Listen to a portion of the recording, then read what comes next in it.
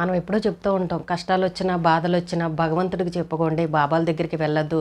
ఈ స్వామీజీలు, బాబాలు అని అంటూ వాళ్ళని ఇంట్లోకి తీసుకొచ్చారంటే మోసం చేస్తారు, మిమ్మల్ని ఇంకా దోచేస్తారని చెప్తూనే ఉన్నాం. ఇంత టెక్నాలజీ పెరిగిన రోజుల్లో కూడా ఇంకా అమాయకంగా నమ్మే ప్రజలు మనకు కనబడుతూనే ఉన్నారు.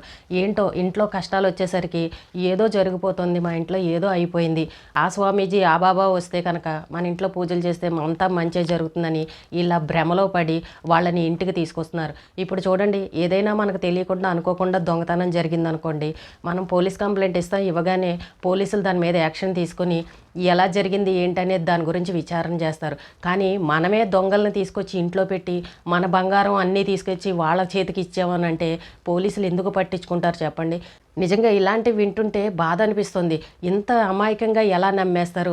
ఒకవేళ ఏదైనా ఇంట్లో కష్టాలు బాధలు వచ్చాయనుకోండి, చక్కగా ఇంట్లో ఏ సత్యనారాయణ వ్రతమో లేదంటే ఏ రుద్రాభిషేకమో ఏ గణపతి హోమమో ఇలాంటివి చక్కగా పూజలు చేయించుకోండి. అంతేగాని అనవసరంగా ఇలా బాబాల్ని వాళ్ళని తీసుకొచ్చి ఇంట్లో పెట్టారు అనుకోండి, మీకు లేని అనుమానాలను కలిగిస్తారు, లేని భయాలను పుట్టిస్తారు. ఆ పూజలు చేయాలి, ఇది చేయాలి, మీ ఇంట్లో ఈ దోషం ఉంది, మీకు నరదిష్టి ఉందని ఇలాంటివి కట్టుకథలన్నీ చెప్పి మిమ్మల్ని నమ్మించే ప్రయత్నం చేస్తారు. ఇలా ఎన్నో సంఘటనలు జరిగాయి. ఆడవాళ్ళనే టార్గెట్గా చేసుకొని అమాయకంగా పాపం వాళ్ళ ఇంట్లో కష్టాలన్నీ వాళ్ళకి చెప్పుకోగానే వాళ్ళని ఏదో రకంగా భ్రమలో పెట్టేసి నమ్మించేసి వాళ్ళ ఒంటి మీద ఉన్న నగలను కూడా తీసుకుని వెళ్ళిపోయే బాబాలు మనకు చాలామంది కనబడ్డారు. వాళ్ళెవరో చెప్పారు, వీళ్ళెవరో చెప్పారు, ఆ గుడి దగ్గర ఆ బాబా గారు ఉన్నారు, ఇలాంటివి మాత్రం ఎవరు కూడా నమ్మకండి. ఒకవేళ మీకు ఆ ఇంట్లో ఎంతో కాలంగా ఉంటున్నారు, మీ పరిస్థితులు బాగోలేదు, అనారోగ్య సమస్యలు ఉన్నాయనుకోండి, ఎవరైనా వాస్తు సిద్ధాంతం తీసుకొచ్చి ఒకసారి చూపించుకోండి. లేదు ఇంకా మా పరిస్థితి బాగోలేదు అని అంటే ఆ ఇల్లు ఖాళీ చేసి రెంటింట్లోకి వెళ్ళండి. అంతేగాని ఇలా ముక్కు మొహం తెలియని బాబాలను తెచ్చి ఇంట్లో పెట్టుకొని మీ ఇంటి గుట్టంతా తీసుకువెళ్ళి వాళ్ళ చేతిలో పెట్టారంటే మొత్తం మీ దగ్గర ఉన్నవన్నీ దోచేసి మిమ్మల్ని మోసం చేసే పరిస్థితి ఉంటుంది. మళ్ళీ మీకు కంటికి కూడా కనిపించరు. ఇదిగో మళ్ళీ వస్తాం, ఇన్ని రోజులు ఇది ఇలా ఉంచండి, మేము మళ్ళీ వచ్చి మేమే చేస్తామని ఇలాంటి కట్టుకథలు కూడా చెప్తారు. అలాంటి వాళ్ళ మాటలు అస్సలు నమ్మకండి. దొంగలను తీసుకొచ్చి మీరు ఇంట్లో పెట్టకండి. ఇది ఒక సంఘటన ఒక దగ్గర జరిగింది. నాకు కుమారి గారని ఒక ఆవిడ పంపించారు. ఈ వాయిస్ రికార్డ్ వినండి, పాపం వాళ్ళు ఎంత మోసపోయారో. ఒకసారి వినిపిస్తాను, చూడండి. క్యాన్సర్ వచ్చిందమ్మా పొట్టలో. అది ట్రీట్మెంట్ అయిపోయింది, క్యూర్ అయిన తర్వాత ఆయన కంటిన్యూగా మా అమ్మగారికి మామూలుగా ఆవిడ షుగర్ పేషెంట్ ఆవిడ అంటే ఆవిడ కంటే ఇంకా పెద్దవాళ్ళు కూడా ఈజీగా రోడ్డు మీద మామూలుగా తిరుగుతున్నారు, వాళ్ళ పని వాళ్ళు చేసుకుంటున్నారు. ఈ సరే అని చెప్పి ఎవరో ఒక కనకదుర్గమ్మ అమ్మవారి గుడిలో ఎవరో పరిచయం అయితే ఇట్లా స్వామి ఇట్లా ఉంది పరిస్థితి అంటే ఇంటికి వచ్చి ఒకరోజు చూసి మీ ఇంట్లో ఏదో లంకిడి బిందు ఉంది, ఆ లంకిడి బిందుల కోసం మీ ఇంట్లో వాళ్ళకి చెడుగా ప్రయోగం చేశారు, ఆ మీ ఇంట్లో ఎవరైనా జరిగిపోతే సో అది మీరు ఇల్లు వెళ్ళిపోతే వాళ్ళు తీసుకుందామని చూస్తున్నారని చెప్పి ఒక పూజ చేస్తాను, మీకు చేసింది పోతుంది అని చెప్పి డబ్బులు అవన్నీ పూజలో పెట్టమన్నాడు. మా అమ్మగారి మంగళసూత్రం అనేది తీసి దాంట్లో పెడితే నాన్నతాడు అవన్నీ పెడితే మమ్మల్ని బయట ఉండమన్నాడు, పూజ ఇంట్లో చేస్తాను మీరు బయట ఉండను అన్నాడు. సో నేను వెళ్ళిపోయిన తర్వాత నెల రోజుల తర్వాత ఎక్కడైతే పూజలో పెట్టిన తర్వాత అవి చూడమన్నాడు. చూస్తే అవి లేవమ్మా, తీసుకుని వెళ్ళిపోయాడు. మా దగ్గర నుంచి వెళ్ళిపోయిన 15 రోజుల తర్వాత మాకు ఫోన్ కాంటాక్ట్ లో లేడు తల్లి. ఇక్కడ గోతులో పెట్టాడా అవన్నీ? లేదమ్మా, మామూలుగా ఒక బిందు లాంటి దాంట్లో పెట్టి చేశాడమ్మా. పెట్టి దానికి క్లాత్ కట్టి పూజలో పెట్టి వెళ్తే మీరు నెల తర్వాత ఓపెన్ చేసి చూసారా? అవునమ్మా, అట్లా చూడమన్నారు. అంటే మా నాన్నగారికి మా అమ్మగారికి ఎవరైనా ఇట్లాంటివి చెప్తే నమ్ముతారా బాబు? ఈ రోజుల్లో కూడా ఎన్ని చూస్తా ఉన్నాం ఈ విధంగా బయట. అమ్మా అదే ఇంకా మా అమ్మ మా నాన్నగారు తప్ప నాకు ఇంకేం లోపం లేదమ్మా. దానికోసమే మంచిదే అయ్యా, పూజ చేయించుకోవాలనుకోవడం మంచిదే. దాని అలా నగలన్నీ తీసి పెట్టి బిందులో పెట్టి కడితే చేతబళ్ళు పోతాయి, మీరు బాగవుతారని చెప్తే ఎలా నమ్మినారు? ఎవరు తీసుకొచ్చారు వాళ్ళని? అంటే కనకదుర్గమ్మ అమ్మవారి గుడి దగ్గరికి వచ్చేవాడమ్మా, వచ్చి అందరికి చెప్తున్నాడంటే ఒక రోజు మా ఇంటికి కూడా తీసుకురమ్మని చెప్పి నేను డ్యూటీకి వెళ్ళిన తర్వాత అమ్మ తీసుకెళ్లారు ఇంటికి. తీసుకెళ్తే సరే ఒక రోజు మీ బాబుని రమ్మనంటే పూజ చేయాలని చెప్పానంటే ఇప్పుడు వచ్చినప్పుడు వాళ్ళ ఫోటోలు గానీ ఏం గానీ తీసుకోలేదమ్మా. మరి అంటే మన ఎవరు పూజకు వచ్చినా మీరు ఎక్కడన్నా ఇలా చేయించుకోవడానికి వెళ్ళినా ముందు ఒక ఫోటో అయితే వాళ్ళది ఎవరైనా సరే ఎవరికైనా సరే వాళ్ళతో కలిపి ఒక ఫోటో తీసి పెట్టుకోవాలి. ఇలాంటి సమస్యలు ఏమన్నా వాళ్ళు ఇలాంటి మోసాలు జరిగినప్పుడు ఒక పోలీస్ కంప్లైంట్ ఇవ్వడానికన్నా ఉంటది. ఎందుకంటే ఇలాంటివి మళ్ళీ రిపీట్ అవ్వకూడదు కదా, మీరు మోసపోయినట్టు ఇంకొకరికి జరగకూడదు కదా. అదేనమ్మా. పోలీస్ కంప్లైంట్ ఇచ్చారా?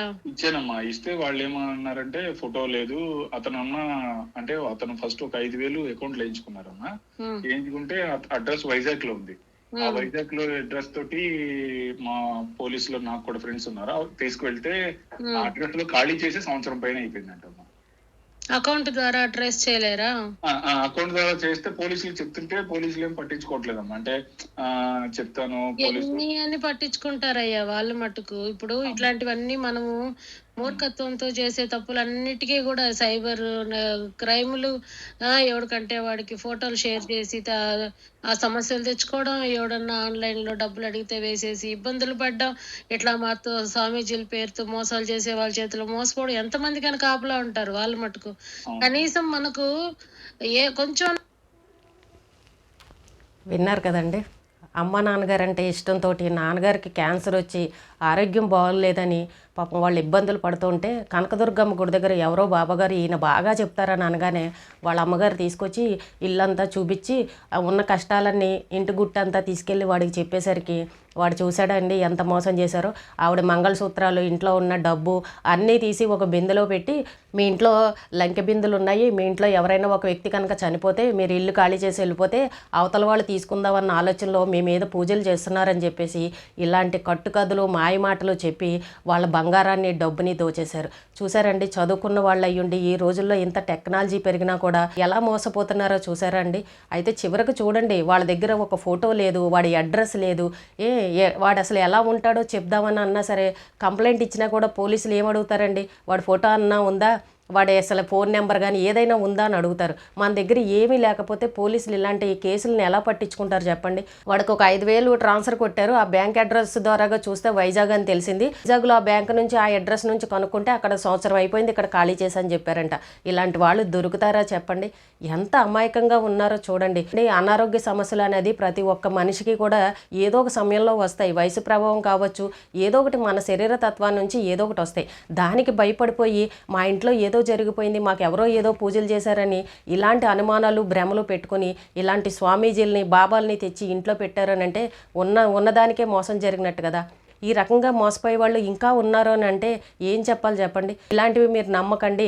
ఇంటి ముందు సీసీ కెమెరాలు పెట్టుకోండి, ఎవరిని పెడితే వాళ్ళని ఇంట్లోకి తీసుకురావద్దని ఎంత అవగాహన కల్పించినా కూడా ఈ రోజుల్లో ఇంకా జనాలు మోసపోతూనే ఉన్నారు.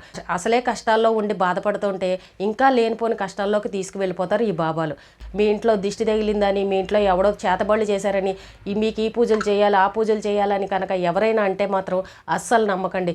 మీకు ఏదైనా పరిస్థితులు బాగోపోతే చక్కగా వ్రతాలు నోములో ఏవో మన భగవంతుడికి సంబంధించినవి ఏవైనా పూజలు చేయించుకోండి, తప్పులేదు. లేదు అని అంటే వాస్తు బాగోలేదని అంటే ఎవరైనా ఒక మంచి సిద్ధాంతం తీసుకొచ్చి చూపించుకోండి.